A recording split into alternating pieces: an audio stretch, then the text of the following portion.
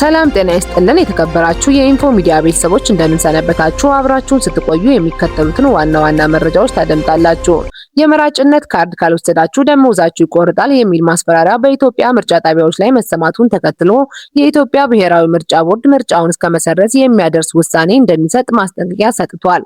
ቦርዱ መጋቢት 24 ቀን 2018 ዓ.ም ባወጣው መግለጫ ዜጎችን በማስገደድ ካርድ እንዲወስዱ የሚያደርጉ የመንግስት አካላትንና ተቋማትን ለህዝብ እንደሚያጋልጥ አስታውቋል።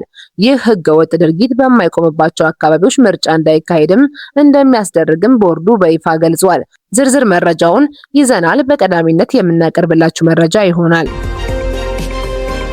የሶማሊያ ፕሬዝዳንት ሐሰን ሼክ መሐመድ በደቡባዊቷ የባይዶዋ ከተማ በተሰነዘረባቸው የሞርታር ጥቃት ለጥቂት ማምለጣቸው ተሰምቷል። ፕሬዝዳንቱ አርብ ዕለት ነጻ በወጣችው ባይዶዋ ጉብኝት ለማድረግ ከአውሮፕላናቸው ወርደው የወታደራዊ ክፍሎችን ሰላምታ መስጠት ከጀመሩ ጥቂት ቆይታ በኋላ ነው ጥቃቱ የተፈጸመው።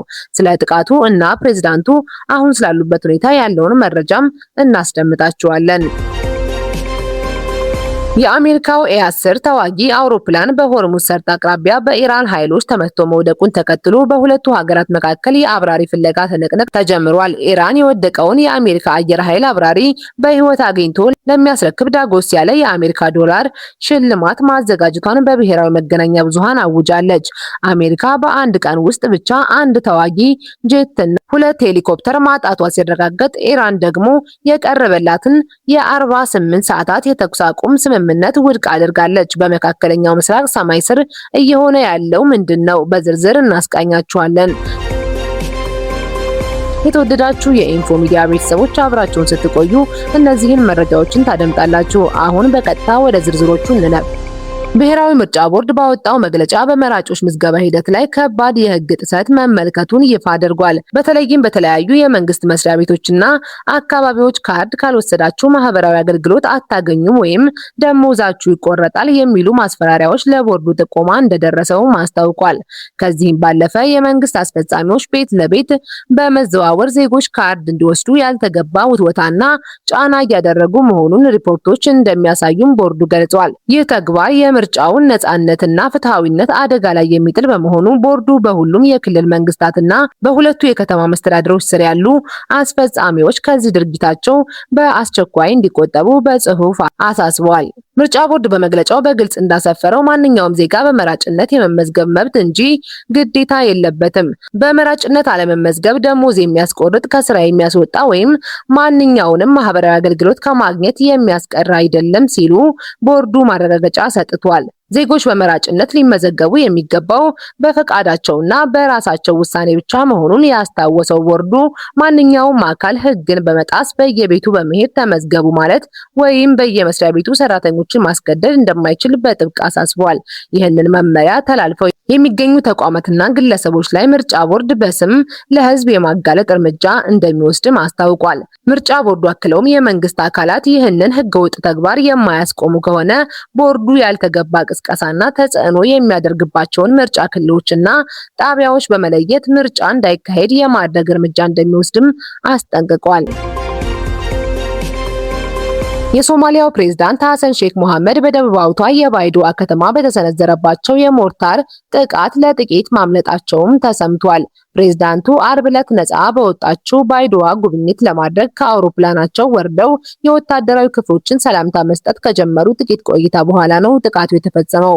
ምንም እንኳን በፕሬዝዳንቱ ላይ ምንም አይነት ጉዳት ባይደርስም ጥቃቱ ፕሬዝዳንቱ ጉብኝታቸውን አቋርጠው ወደ ሞቃዲሾ እንዲመለሱ አስገድዷቸዋል። ይህ በፕሬዝዳንቱ ላይ የተሰነዘረው ጥቃት የሶማሊያን የጸጥታ ሁኔታ አሳሳቢነት በድጋሚ ያሳየ ሆኗል። ብሉምበርግን ጨምሮ ዓለም አቀፍ መገናኛ ብዙሃን እንደዘገቡት የሶማሊያ ፕሬዝዳንት ሐሰን ሼክ መሐመድ በደቡባዊቷ የባይዶዋ ከተማ ወታደራዊ ጉብኝት ለማድረግ አርብ ዕለት ወደዚያው ተጉዘው ነበር። ባይዶዋ ቀደም ሲል በአልሸባብ ቁጥጥር ስር የነበረችና በኋላም ነጻ የወጣች ከተማ በመሆኗ የፕሬዝዳንቱ ጉብኝት ለሀገሪቱ የጸጥታ ኃይሎች ሞራልና የመንግስትን ስልጣን ለማረጋገጥ ያለመ ነበር። ይሁን እንጂ ፕሬዝዳንቱ ከአውሮፕላናቸው ወርደው በክብር ዘበኛነት የተሰለፉትን የወታደራዊ ክፍሎች ሰላምታ መስጠት መስጠት ከጀመሩ ጥቂት ቆይታ በኋላ በአካባቢው ያሉ ታጣቂዎች እርሳቸው ካሉበት ቅርብ ርቀት የሞርታር ጥቃት ከፍተዋል። የፖሊስና የመንግስት ባለስልጣናት እንደገለጹት ጥቃቱ የተፈጸመው በፕሬዝዳንቱ ላይ ያነጣጠረ ቢሆንም በፕሬዝዳንቱና በአጃቢዎቻቸው ላይ ምንም አይነት ጉዳት አልደረሰም።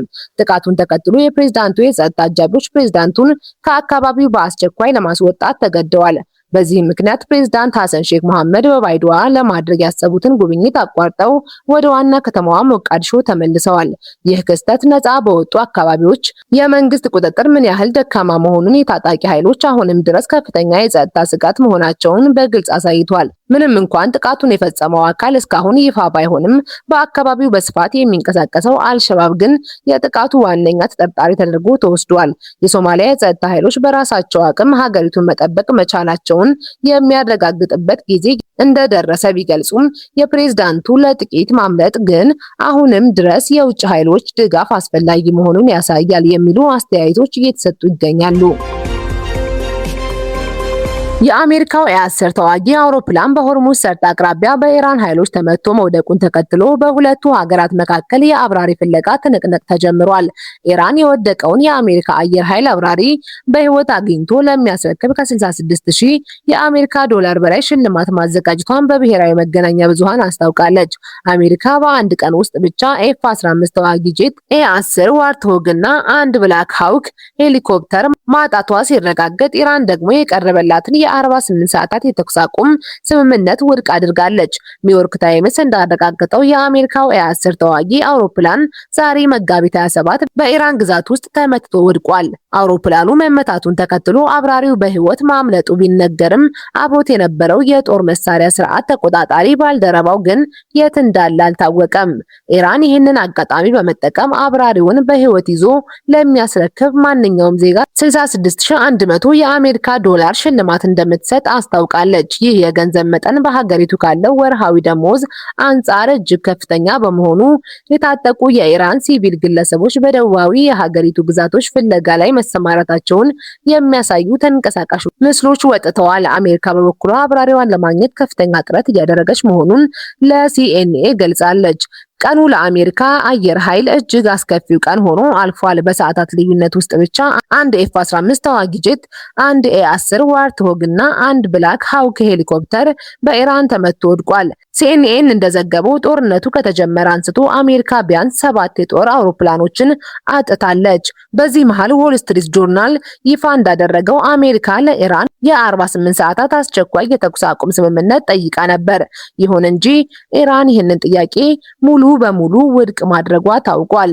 ይህም ቀደም ሲል ተጀምሮ የነበረው የተኩስ አቁም ጥረት አደጋ ላይ መውደቁንና ፍጥጫው ወደማይመለስበት ደረጃ መሸጋገሩን እየተገለጸ ይገኛል። ኢራን የተኩስ አቁም ጥያቄውን ውድቅ ማድረጓና የአሜሪካ አውሮፕላኖች በተከታታይ መመታታቸው አሜሪካ በቀጠናው ያላትን ወታደራዊ የበላይነት ጥያቄ ውስጥ ከቶታል። አብራሪውን ለማግኘት የሚደረገው የአይጥና የድመት ጨዋታ በሁለቱ ሀገራት መካከል ያለውን ዲፕሎማሲያዊ ግንኙነት ሙሉ በሙሉ አቋርጦታል። የጦር ተንታኞች እንደሚሉት ከሆነ ኢራን አብራሪውን በህይወት ከያዘችው ለአሜሪካ ትልቅ የፖለቲካ ውርደትና የመደራደሪያ ካርድ ሊሆናት ይችላል። በአንጻሩ አሜሪካ የጠፋውን አብራሪዋን የጦር መሳሪያ ስርዓት ተቆጣጣሪውን ለማዳን ምን አይነት ወታደራዊ እርምጃ ተወስድ ይሆን የሚለው በጉጉት የሚጠበቅ ጉዳይ ሆኗል። ለዛሬ ያዘጋጀናቸው መረጃዎች እነዚህን ይመስሉ ነበር። ለኢንፎ ሚዲያ አዲስ ከሆናችሁ ሰብስክራይብ በማድረግ ቤተሰብ ይሁኑ። አዳዲስ መረጃዎች በፍጥነት እንዲደርሷችሁ ቪዲዮውን ላይክ እና ሼር ማድረግ እንዳትረሱ። አስተያየት ካላችሁም በኮሜንት መስጫው ላይ እንጠብቃለን። መልካም ጊዜ